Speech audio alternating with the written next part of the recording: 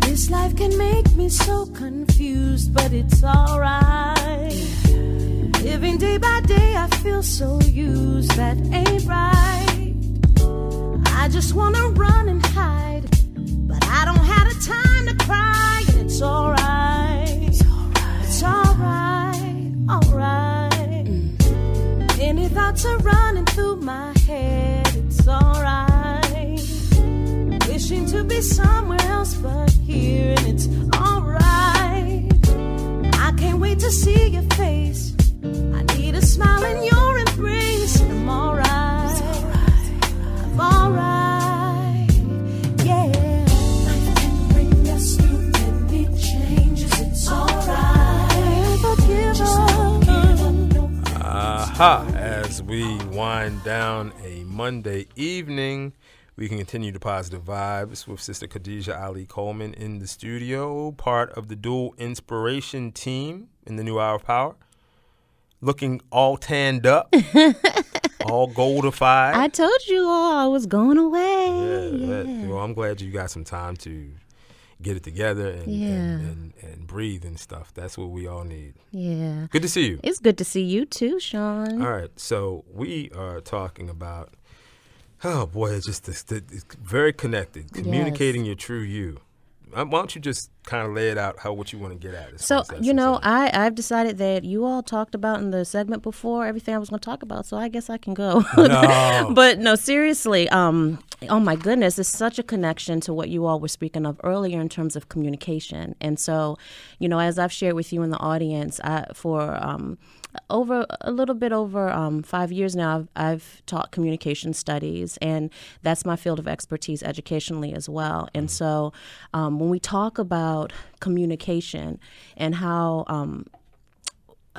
you all touched upon so many things that I want to talk about. So my first thought is we always tend to think of conflict, and that conflict always tends to crop up because of this lack of communication. And you had said earlier in the segment before that a lot of times people are resistant to really just listening. And if, technically, when you even think of the process of communication, communication isn't happening if you're not listening. No. And so conflict, of course, includes that crucial piece of listening. I loved how you shared being able to reflect back. This is what I hear, and to get to that point. But a lot of times, it's difficult to even get to that point because we're so unaware of what our style is, our response style is to conflict.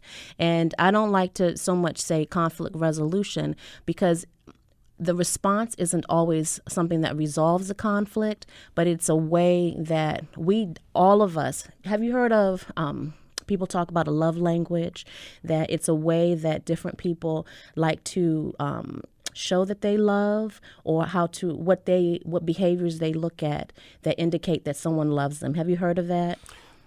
Yes. Okay. Sure I have. So some people feel loved when someone spends time with them, whereas someone else may feel loved when someone buys things for them. Mm. And a lot of stereotypes revolve around, like, women only feel loved when they're bought things, but that's not everyone. Okay. Right. So with that same concept in mind, with this love language, is the same thing when it comes to our language, our conflict response, the way that we respond when we feel that a conflict is ensuing. And conflict isn't always violence or even someone being loud. Not at all. Right. Not at all. Conflict, not at all. Exactly. Conflict. What do you think of conflict? Well, you preaching, sis. Trust me, I know. I know. You've been through some things. I know. It's conflict. So, right.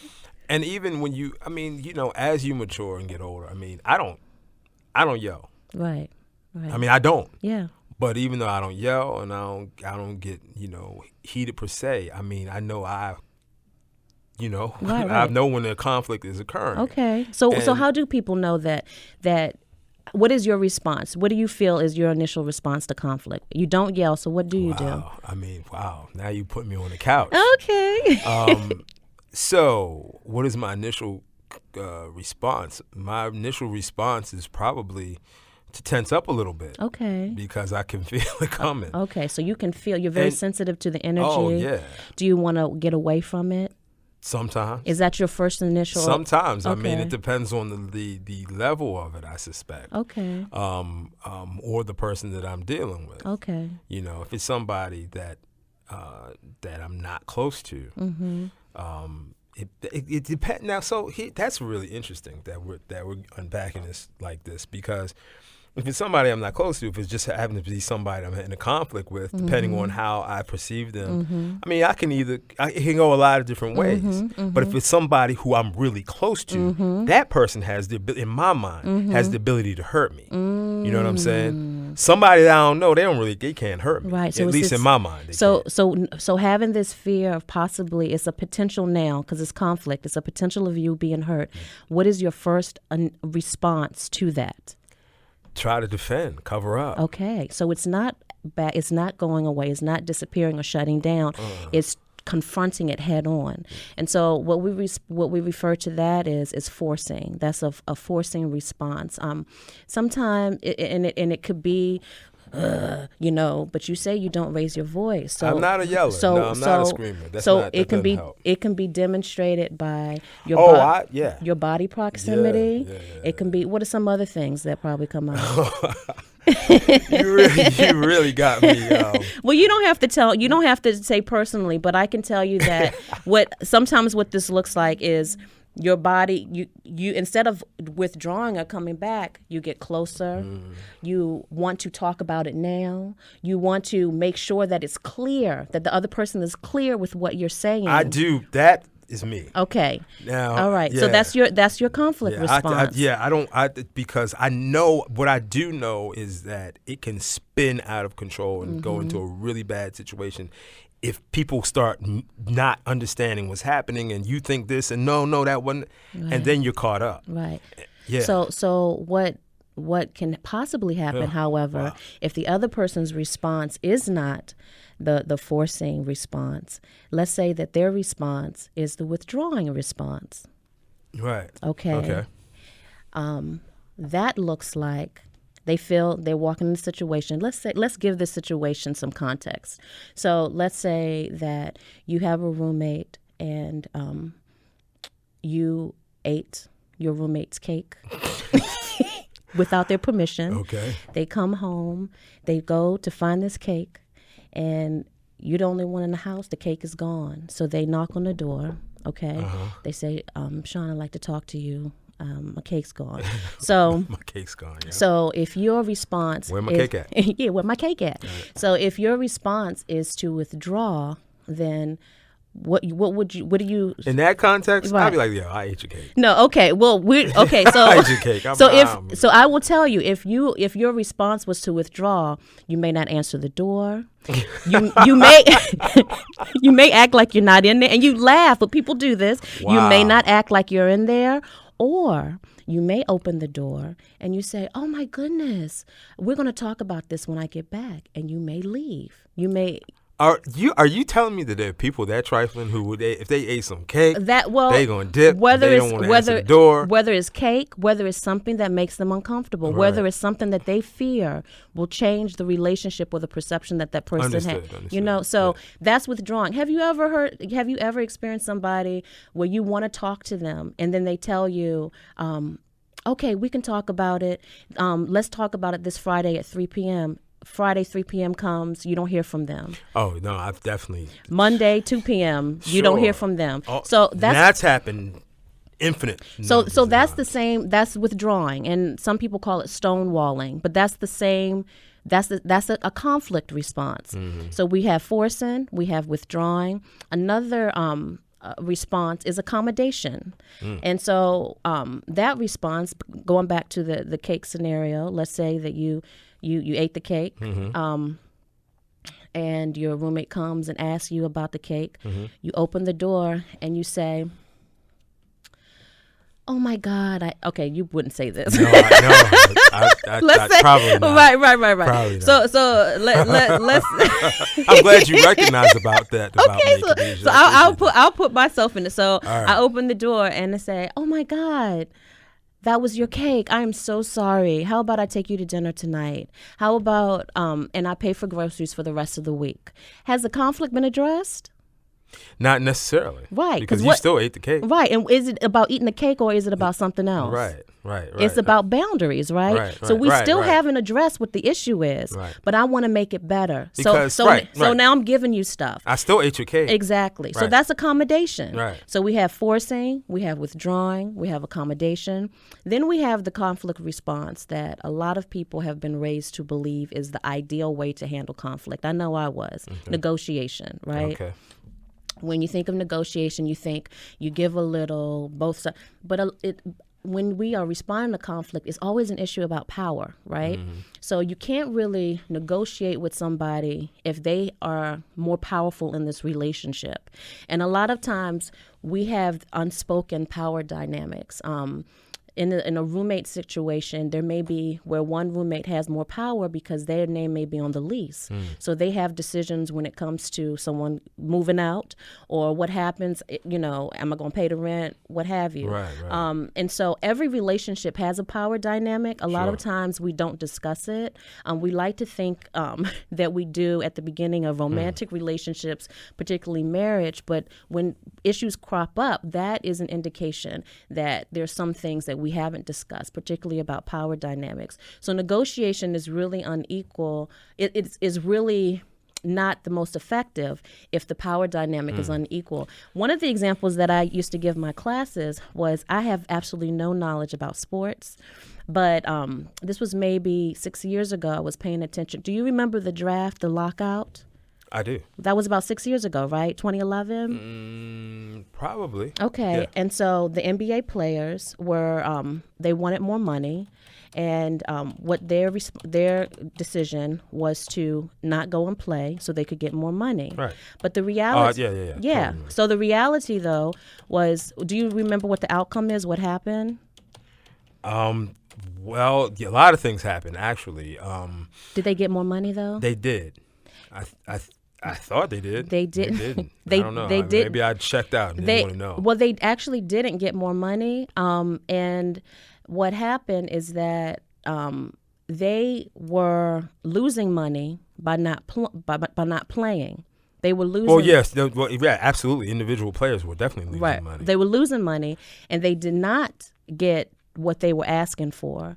And what happened, and when I was paying attention to this, I was really curious, how is this going to play out? Because the reality is the players don't have the same power dynamic that the owners do. So you're trying to negotiate. You're trying to back into a corner people who are more powerful than you. No doubt about that. And so negotiation isn't always, you always have to kind of gauge what your response is if you really want to be effective. And you also want to gauge what the response is of the other person because, what I was listening to in the previous segment, because I really love the conversation that you all were having in terms of, this is what I'm hearing you say. But to even get to that point, you have to be able to articulate what you are feeling right now. I'm feeling very angry right now. I feel like I want to talk about this right now. I'm feeling like I am in battle right now. And those are things that you would say if that is your conflict response, is that you want to articulate how you're feeling so that the other person can respond in turn.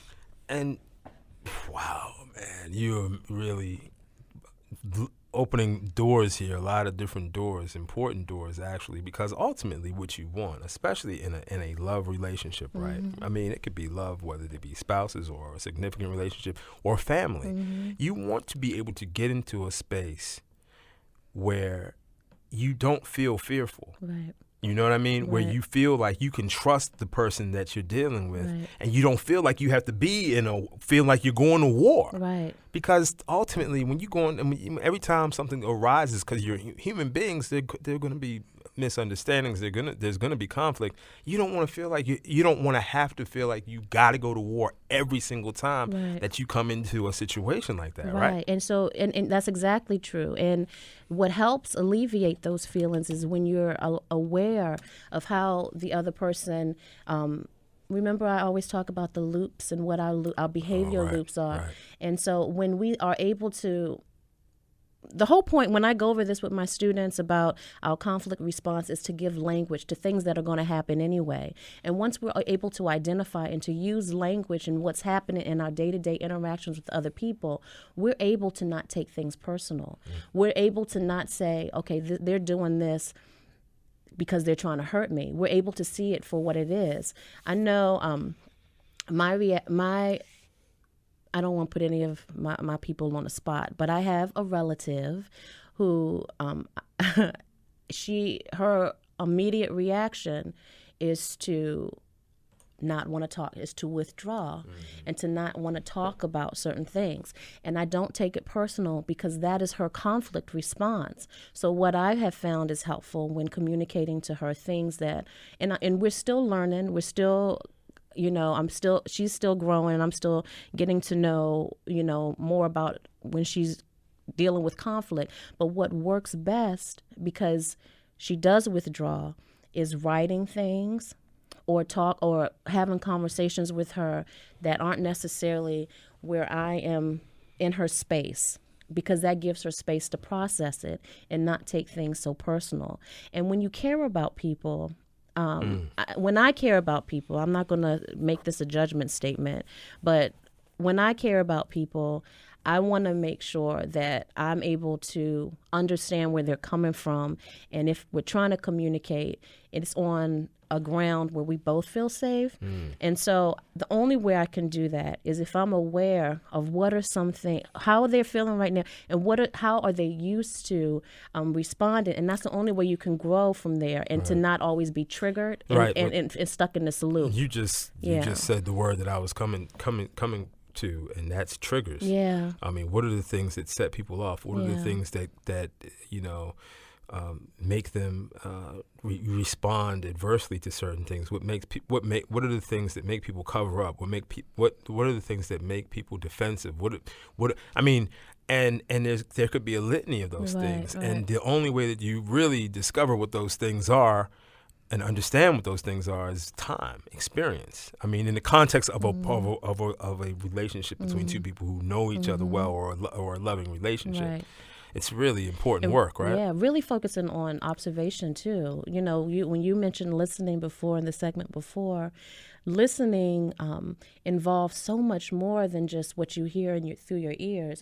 When you're listening, when someone is talking to you, when they're in front of you, you're paying attention to their body language, you're paying attention to their proximity to you, you're paying attention to the shades and tone of their voice. Even when they're not in front of you, if they're on the phone, the voice, the pauses in between, all of those things are what we mean when we say listen. It's not just hearing the words, because a lot of times people are just waiting, who don't have strong listening skills, are just waiting to hear a pause so they can then they can jump in. That happens a lot. That happens more times than not. And there's so much that we're losing when we don't pay attention to the pauses, when we don't pay attention to the body language. In communication, what I always tell my students, more than 80% of communication is unspoken. So, to that point, Khadijah, and I really hate to even bring this character's name into the conversation, but it made me think, I've watched on occasion Fox News on one very rare occasions. Oh, goodness. And I've seen Bill O'Reilly. And he will go into these arguments with people, and he'll just spew his nonsense, and then he'll calmly say, go. Right. Like, all he wants to do is say what he wants to say. He doesn't really care what you have to say. Right. He wants to get his point across, and I guess he feels he's being magnanimous and saying, okay, now your turn. Right. I mean, what a just toxic human being he is. He's also likes to trigger people. Bro, yeah. Just watching, the few times that I've watched his show and just watching him, that is the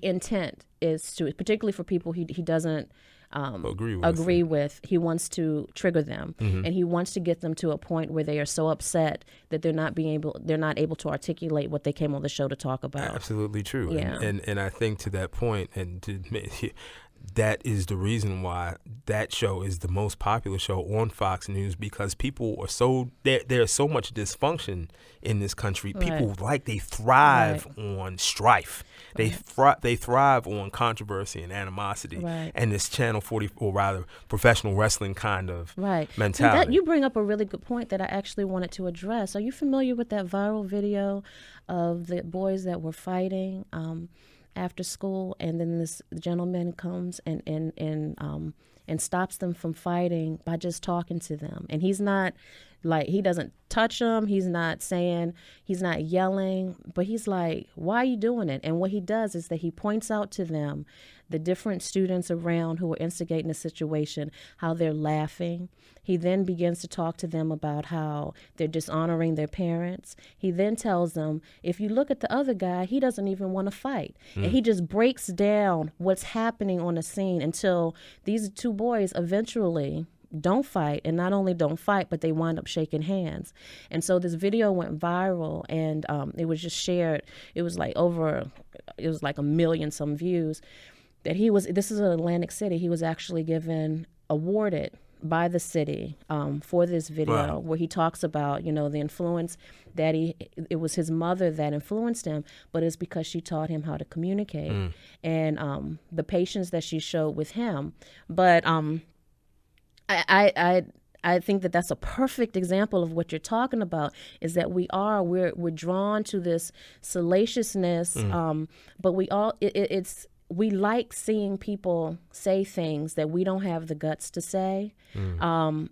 And with Bill O'Reilly, the sickening part to me is that he's able to trigger and to do the things that he's able to do because he is actually an excellent observer of behavior. That's a true point. He's an excellent observer of behavior, and he understands these conflict responses that I'm talking about. He's able to identify when you're able to trigger someone, you know how they respond to conflict. And so you do the punch, right. You push those buttons.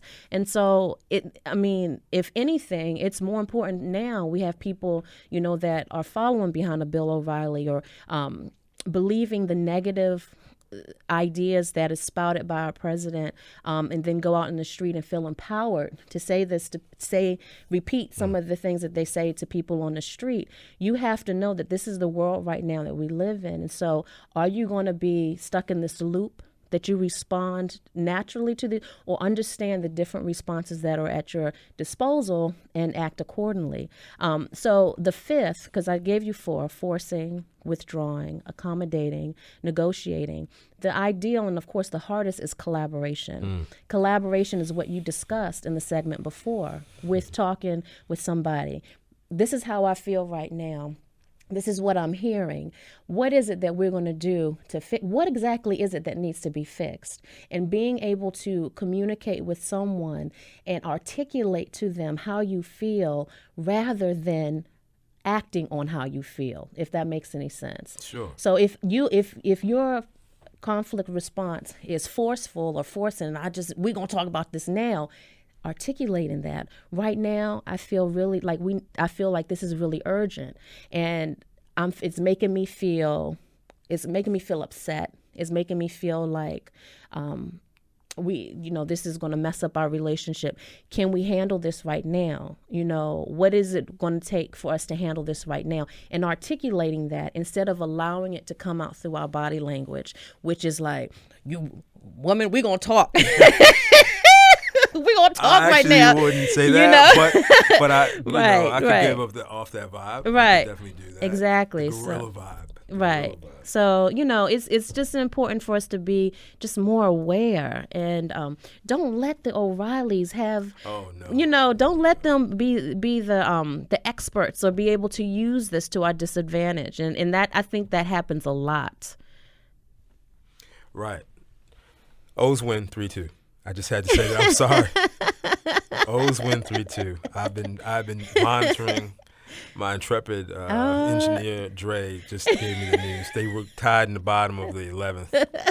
O's win. Cold beer. Okay. Cold beer. Sorry. I'm sorry. But I had no problem to me. Yeah. That is hilarious. Well, I know. But everybody out there who knows me knows. Orange and black. But no, really. Sorry, Khadijah. That's okay. So the fifth was collaboration. Collaboration. And that's the thing that I'm always trying to seek. I mean, you can't. I've learned. I have learned. Trust me. I've learned over all these years that all this other stuff. I mean, you can't do it unless you come in together. Yep. Especially in the context of a love relationship. Right. That is a romantic love relationship or a familial, or whatever. But here's the thing: you can't. If you're willing to collaborate with the other person, you can't force them to do it. If they're if they're unwilling, no. One of the things with how we respond to conflict and our conflict response, it indicates where we want the relationship to go from there. And so basically, our conflict response impacts whether or not the relationship stays the same, it progresses, or it ends. And it's really that deep. It's really that deep. So it is. And we have traveled down so many paths and opened so many doors during this brief conversation. Really important stuff, Khadijah. Really, really important stuff. I mean, I really felt like I was on the couch a little bit. But I mean, I don't mind that. Okay. I don't. I mean, especially if it helps somebody, for real. I'm not trying to be whatever. I'm just saying that. Well, I appreciate you sharing. I mean, and especially sharing how you respond to conflict, because what you're saying is that this is how I feel when I'm vulnerable, and we don't like to show that. We don't like to let people know that I'm vulnerable first of all, and that this is what can trigger me. And so when you're in a situation like that, particularly with someone that you love, just think, if not now, then when? If it's not important now, then when will it be important? Because every moment of conflict chips away at the dynamic of your relationship. Absolutely. And so it really is helpful to get into the habit of being able to process where you are right now and be able to articulate that in some way, whether it's spoken, whether it's we're a very communication savvy society. We have the phones, so put them to work. If you know that you don't feel comfortable speaking, there are people I know who are so against text messages and things like that, but if you're trying to remedy conflict, you use your devices, if that's something that helps you find your voice. It's all relative. So Khadijah Ali-Coleman is the creativity coach, the creative midwife, founder of Liberated Muse Arts Group, and outstanding job during this segment of the Dual Inspiration segment, the new hour of power. Khadijah, thank you so much. Thank you so much. Great job. Thank you. And this is my song. So this is my song. This is your song? This is my song, Be Who You Are. Wow. On my CD, Song of a Space Cadet. And I process my own issues through my music. So this is available now on Amazon. And different beautiful. spaces. Beautiful. Yeah. We'll have to talk about that at another time, more at length. Okay. Thank you, Khadijah. Thank Appreciate you. it. That is it for us. That is it for First Edition. It is a production of WEAA. The show is produced by executive producer Sean Yoes, associate producer Iorio Digizua. Our board operators are Andre Melton and Ty Rice. Our First Edition interns are Isaiah George, Wyman Jones, Kristen West, Janelle Ferguson, Alex Blanc, Deja Braggs, Jonathan Williams, Miracle Chukwu Kaize, Drew Mitchell, and Valentin Davis. Stay tuned for Keep It Moving with Marsha Jews next, right here on Public Radio WEAA 88.9 FM, the voice of the community. I am Sean Yoes. Peace. Only one you